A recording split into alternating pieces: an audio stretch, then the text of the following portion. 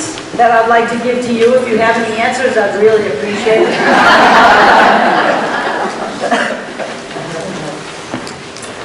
Okay, there's a microphone. Grab it.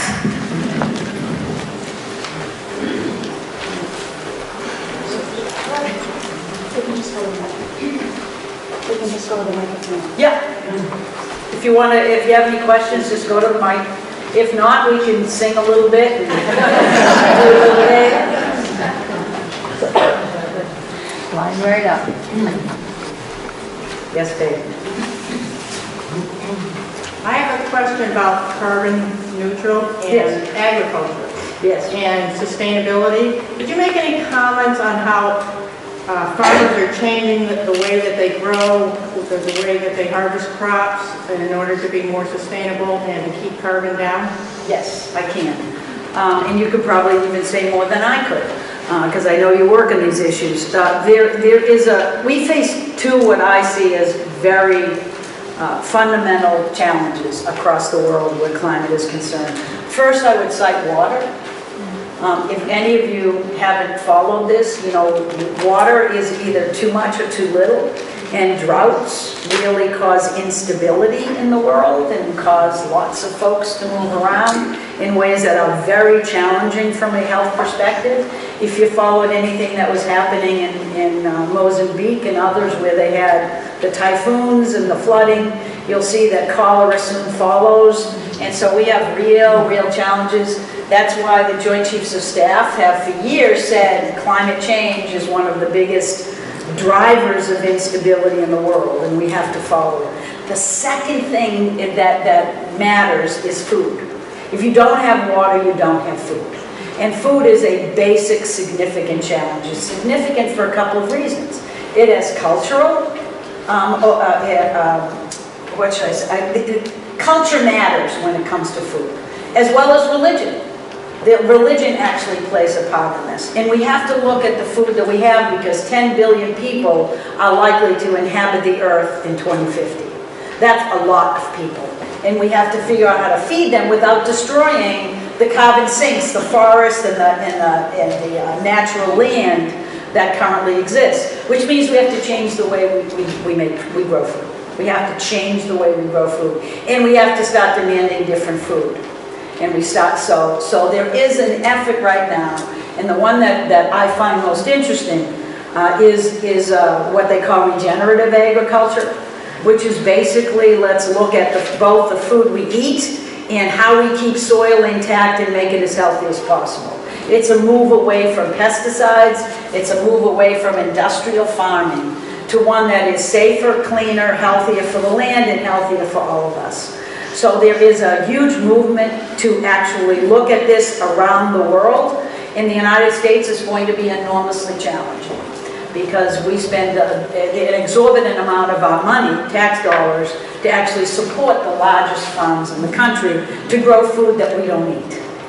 So it's very challenging, much food that we don't eat. Is that sufficient? So there's a move towards organic, there's a move towards regenerative, there's a whole way in which you can keep food local, reduce the amount of food that you waste. There's a lot of work that we can do through composting locally to make soil richer and keep it local, and that's what we have to do.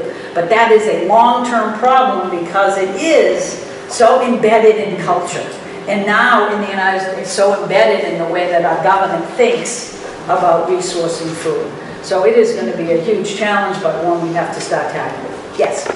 I promise the next answer will be short. Hi, Gina. Thank you for your inspiring words. My name is Pat Bingley, and I came up because there was nobody else up here. You can just say it. So I wrote a book called Climate Sense, a practical guide to finding solutions and keeping it cool. And it's out there in that little room. Excellent. So my question to the audience is, please buy it. Take actions, we can do it. That's excellent. Thank you so much. That's great. What inspired you to do that? I've been on the case for a long time, but the last election So I gotta focus. Yeah, very good, very good. Yeah, we're all focusing. Yes. I just heard, and I was so surprised to hear this, that one of the solutions now that some people are talking about in the environment is moving trees. Have you heard that? Nope. I just heard it this week and I was aghast. I guess, like you're saying, the carbon sink, they think they can fix things by moving trees. Yes. Yeah, moving forests, yeah. Anyway, I know. People do the damnedest things.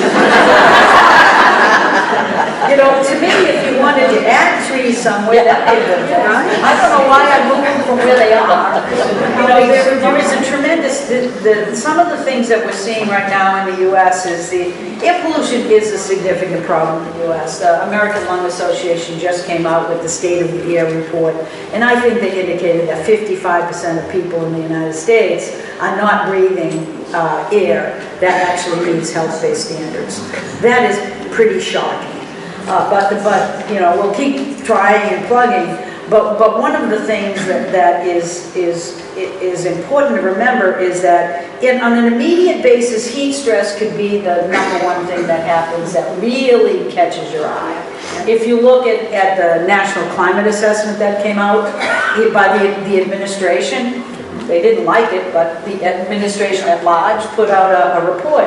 It looks regionally at what you're expecting to see. Heat is really going to be a significant strain on the human condition. And if we don't start planting trees and bringing parklands into our urban areas, then we are just not being responsible to the human beings that live there. Because you are going to see a lot of people that actually are impacted by heat islands and really extreme heat in our country. And we have to figure it out. And trees, believe it or not, are the answer. Does that surprise anybody? Yeah.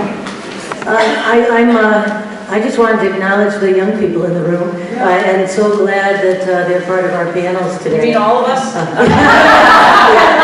Well, certainly thinking of the active work in the 60s and all of those times, my granddaughter in Vermont in college asked me, with all the work that she's starting to do with climate change from her high school days too, is where are all the activists from the 60s joining this issue as well, with backup for sure, let alone some leadership, but supporting the young people's leadership.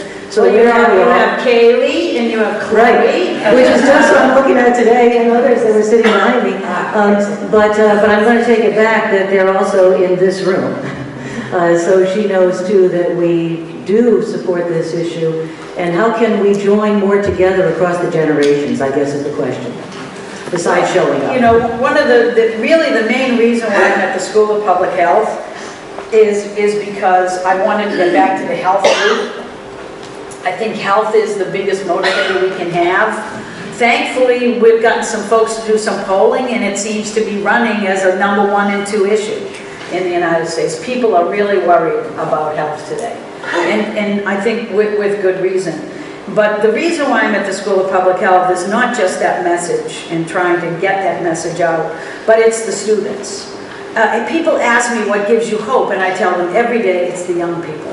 I have never seen a generation that was as committed to issues around health and environment and climate, but even more importantly, equity. They just will not tolerate the injustice that they're seeing in the world. They can see it. All I had growing up were 3 black and white channels. I had Bonanza on Sunday nights. Get Smart. Do you remember those the early days? They have the internet. They can see what's going on in the world, and they don't like it, and they're not going to tolerate it. Good for them. You shouldn't. It's your future. That's why they are so hopeful. If you can get your youth out there speaking, they speak with a passion and a knowledge that is outstanding.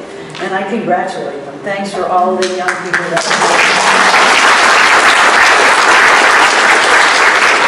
Yes. Hi, I'm Lily Hussey. I'm actually taking a class with one of your sea changers right now, Dr. Stackelberg. Yes. I'm in the sustainability program. Yes. And so, full disclosure, I'm an eternal optimist, and I've been looking for a silver lining in the cloud over Washington. While Trump is looking to roll back all of the environmental regulations, he's also looking at pushing a lot of the power down to the states. Yeah.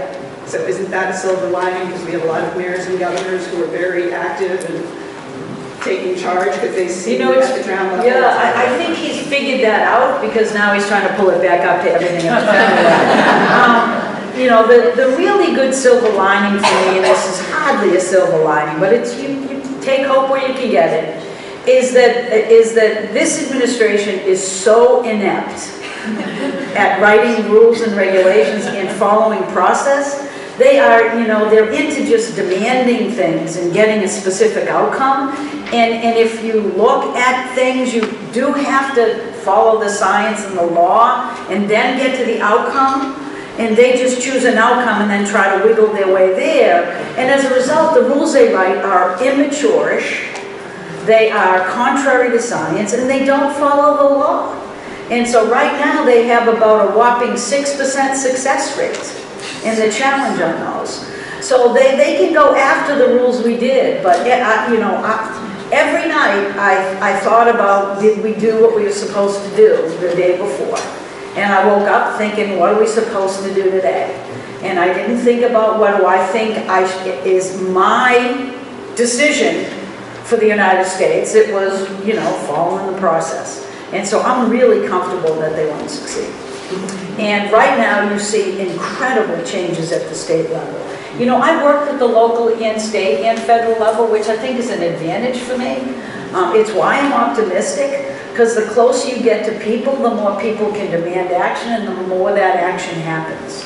And so we are seeing states and elections that are mind-boggling and changes since 2018. You have New Mexico and Nevada both pledging to basically go to zero carbon by 2045. And they're putting money into it. You just had some changes in Washington, the state of Washington, that are unbelievable. It's like the laundry list of things that you should do as a state. Do you know what I mean? So I'm very excited about it. And I think one of the reasons why you see more action that the administration is taking to basically now demand that the federal government can intervene in state issues like NEPA, you know, NEPA environmental reviews, is because they realize that states are not going to do it. They are going to follow what their people need, and they're vulnerable if they don't. And so we need to bring the same vulnerability to people in DC to do what they're supposed to do. And that's what it's going to be all about. Yes? Hi, I'm Ellen Castellini, and I want to say welcome back to Connecticut. Thank you. I love being I here. was active with environmental issues working with Roger Smith. Oh, sure. Clean Water Action when you were head of the DEP. Yeah, it was just the DEP, not deep. I know. It was DEP, I guess, yeah. He's over in Japan now. Is he? Well, he was. Is he still there? I guess I don't know if he's still there. I don't know. Yeah, But anyways, he was terrific. Yeah. One of the things that I've been following these past couple of years is the proposal to put a fee or a tax on carbon at its source, Yes. collect that money, and instead of building more government, put it into a trust fund and return that money Dividend, to yep. the citizens as a dividend. And there is some legislation that's been proposed Yes. lately. And I'm just wondering what your thoughts are on that type of legislation. I will be very honest with you about that because I always am. I have this incredibly ridiculous habit of telling the truth. And because some people will definitely disagree with that, with what I'm going to say. Two things is, I really want to make climate change personal and get everybody activated at the grassroots level. I think that's what we need to do.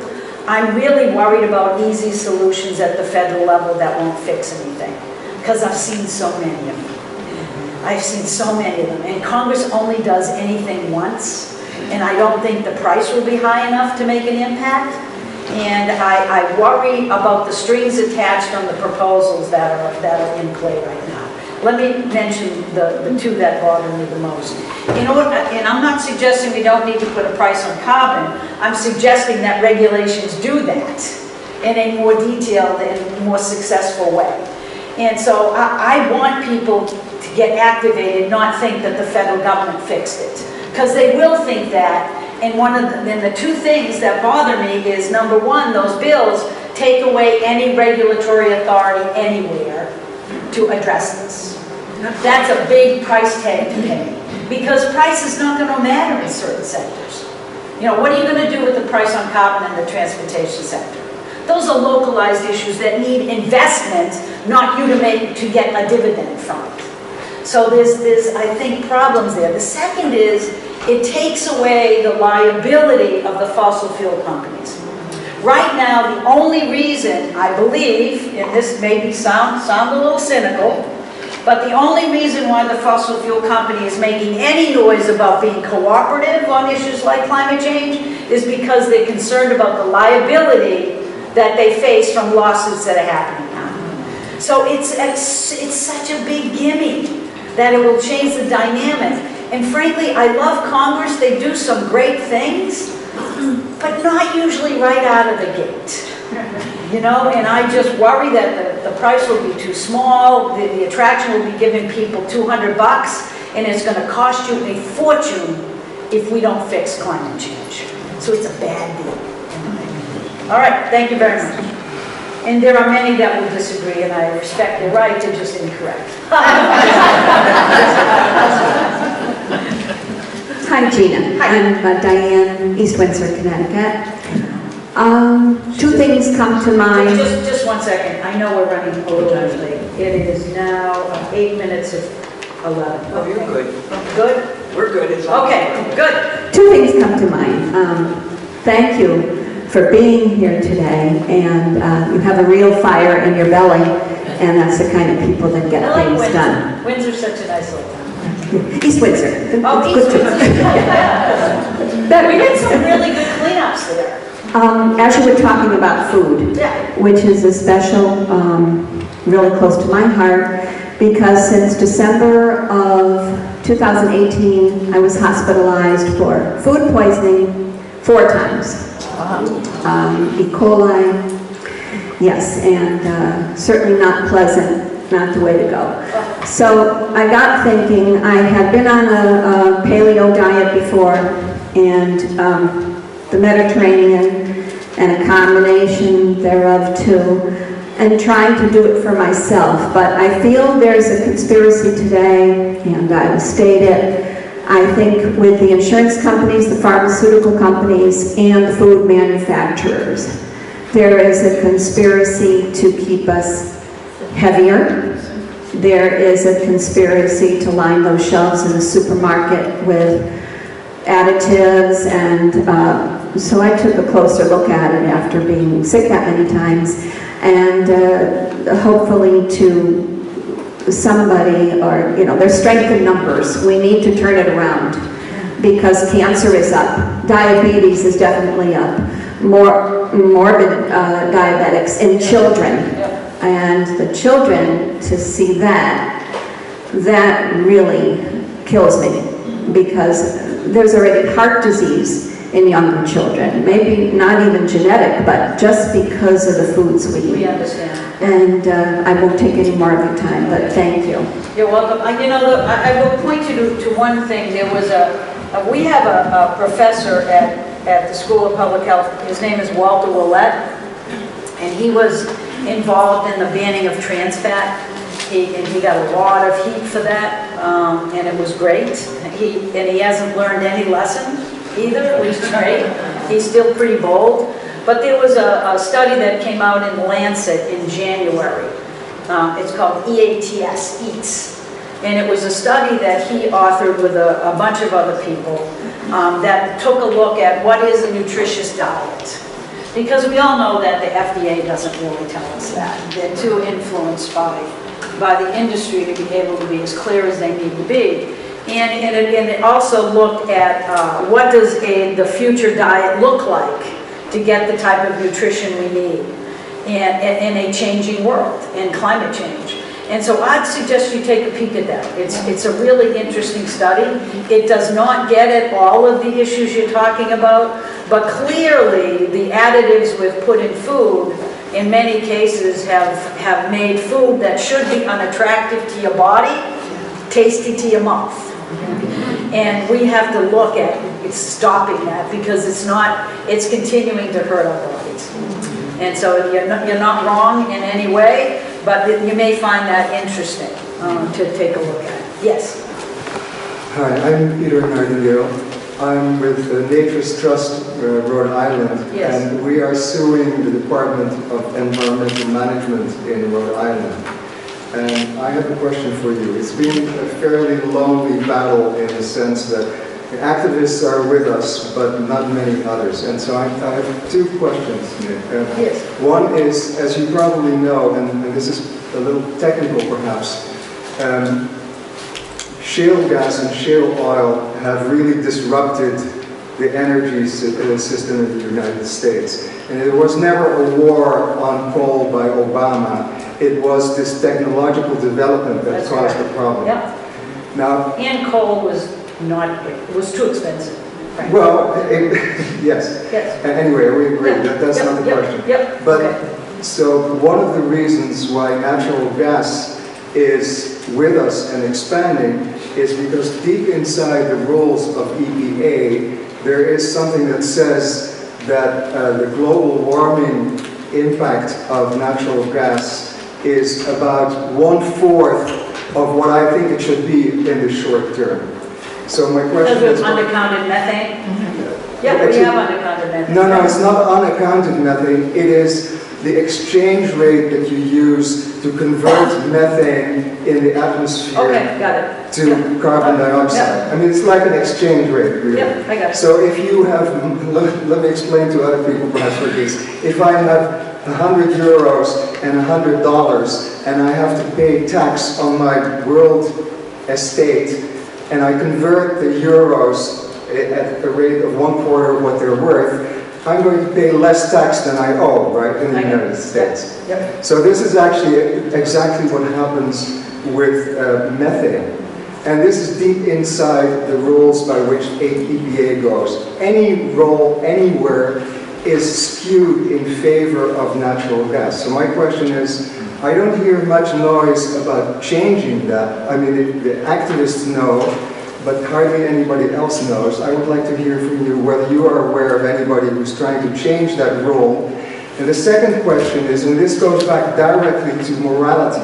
Okay, you got a bunch of people behind Okay, you, so speed it up. You got one question, you really need another? One question.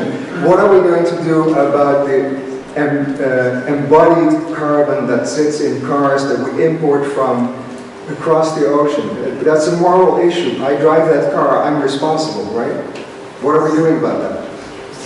Well, the second question is a lot easier than the first. So let me do the second question first. We have to regulate cars and we have to use electric vehicles. We have to switch to electric vehicles. That's my answer, and it's short, which is good. On the first one, methane is being undercounted considerably, and you may be very right about the translation of what that means, and the calculations we use to account for the embedded emissions, and so that's all well and good. Let me correct a little bit of maybe a misimpression, is that EPA is not the king of the universe in the federal government, so it can look at these issues, but it often doesn't win. There's something called economists who are in every single embedded agency in the US, and we have to push the economists to do the right thing and to calculate in a way that you and I make sense. Because sometimes they use the weirdest ways of getting at issues, and it sometimes doesn't work out to our advantage. But can I say one more thing? I mean, everything you said was correct about natural gas. I don't think anybody at EPA was promoting natural gas, but it was clearly a winner when you compared it to coal. So there is a shift that happened that is palpable, but it's been happening since the 80s because it's too expensive to actually extract coal. And there are very few jobs in the coal sector now because they automated it, not because EPA put the coal miners out of business. So it's time for us to think about how we work with the coal mining communities to give them an economy of the future, not tell them we can hold on to the past. That is it. And natural gas right now is facing significant challenge because now they're it. Now the question isn't how we continue to push on coal, which will continue, and I think that's a valid thing to continue with. But we have to think about the investments we made in natural gas and how we make sure that natural gas doesn't compete effectively against renewable fuels. And so there is a huge effort underway across the country to motivate against natural gas pipelines, which are an easy answer to shortages when the better answer is to renewable energy. And so there is a lot of effort in that regard, and you should be praised for that, and people should continue to pursue it. Okay? Yes? Hi. Thank you so much for speaking here today. My name is Alex, and I'm also with Nature's Trust Rhode Island. I was just wondering, like, how you would suggest encouraging and inspiring others, like people who are not in this room, to act on climate change. I know that a lot of people in this room are super passionate about the issue, but I find that when talking with other people, you know, they often find that other priorities take precedence. So how do you get people to act? Alex, you're on a panel coming up. I know I recognize your face. Well, I think what I've been trying to indicate is you need to personalize climate change and not make it about something you can't tackle. And that's the problem, I think, with having polar bears and glaciers. And I'm meeting with journalists after this. About 100 of them are gathering, Latino journalists, and I'm going to be giving a speech to them to tell them to stop playing glaciers dropping into the ocean and start putting little kids with masks on. Because they can't. Give me something you can relate to. Health motivates. Health is the message, in my opinion. That's what I'm focused on, trying to make it personal and about me and my family so that people can start working in their family and talk about it. The biggest challenge we face today is nobody's talking about climate change. It's as if it's too difficult an issue to raise. Talk about it at your dinner table. Think about it as you're making your family choices. Work at community plans and get them to work. So it's about health and it's about solutions. So don't stop with talking about the problem. Say these are the 10, 20 things you can do in your own human life to actually make a difference. And the first thing I would tell you to do is just talk about it. Stop making it a partisan issue or too difficult an issue to chat about. It just drives me crazy that and nobody will talk about it at Thanksgiving because Uncle Henry's there and he doesn't believe in it. Well, tell him to eat some turkey. Get over it. Thank you. All right, I think we should do just one more question. I know I got to scoot. What a pressure. I feel a bit like your husband raging at the, in my case, the radio. But well, I'm happy to yell at you. You know, we certainly got the message about local, but could you reflect on what's happening in the federal courts with all the appointees that definitely don't think this way? Yeah, I think that will be one of the lasting legacies, I think, of this administration. The thing that makes me hopeful about it is that I've had a lot of experience with federal court actions, you can imagine. I went to get a mortgage on a house about 8 years ago when I was working for the federal government, when I was working as the assistant administrator. And I got a call from the bank and said, are you the same Gina McCarthy who sued like 500 times? I'm like, yeah, that's me. I have a lot of experience with this. People tend to step up when they're in a position of authority. A lot of people. And the DC Circuit in particular, which is where all of the air quality and the climate court action goes, they're a very professional group. Now that doesn't mean that partisan ideas don't fall into it, but it does mean that we have to be watching folks and hoping that they do the right thing and follow the law. You can't twist the law to your own advantage. And I think judges, when they get there, tend to think about that. So I'm keeping my fingers crossed. But so far, so good with the DC Circuit. It's a good circuit court, it's professional, it looks at the history of the courts, and every court I've ever known has wanted to take cognizance of the way the court has behaved before. So we just have to sort of trust and hope and verify.